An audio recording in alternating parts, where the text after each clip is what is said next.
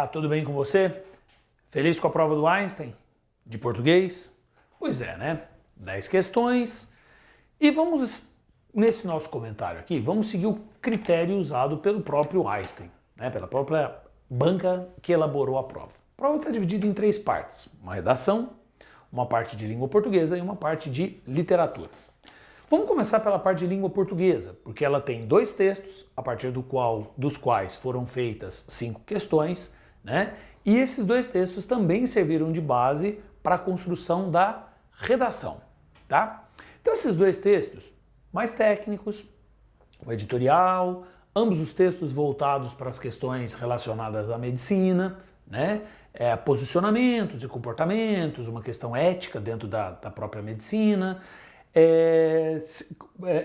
A partir deles se cobrou noções de conhecimento de texto, o uso das aspas, o tipo de argumento que o autor usava para a construção do texto, né?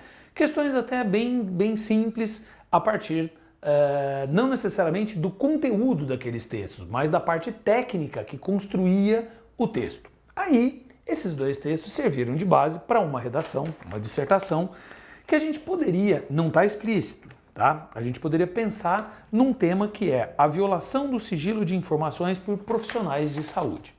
Então, aqueles 2 textos serviriam de base e mais um monte de informações que a gente tem pelas mais variadas mídias, né? E os mais variados exemplos e casos ocorridos sobre esse posicionamento e essa questão. A banca deixou bem claro o mínimo de linhas que eles julgavam necessário, mas em função dos temas, dos textos que foram dados, da clareza do tema, da proposta e digamos assim, da atualidade, né, não deve ter trazido grande problema. A prova de literatura contou com 5 questões.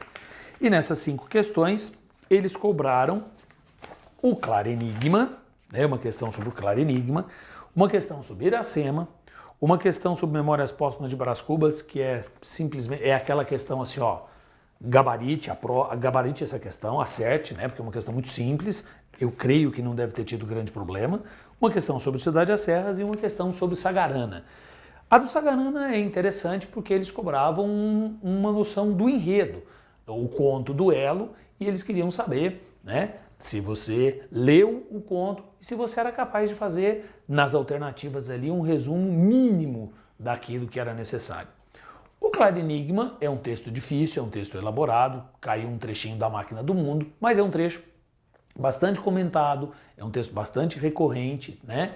A Máquina do Mundo, a suprema sabedoria, o supremo saber, que o sujeito poético, ao encontrá-la ao final do livro, ele não se sente apto a resolvê-la, quer dizer, todas aqueles enigmas, todas aquelas dúvidas existenciais que ele vai elencando ao longo do romance, elas não se fecham, elas não chegam a uma solução, elas não chegam a um caso, a um ponto final, né, a um término, digamos assim. Então, embora o texto seja um texto mais elaborado, o que foi cobrado é algo bastante recorrente, bastante comum. Então a prova não deve ter trazido grandes problemas, ela exigia uma atenção e uma concentração, mas não deve ter sido uma prova muito difícil para se resolver. Não é isso? Então tá jóia. Grande abraço.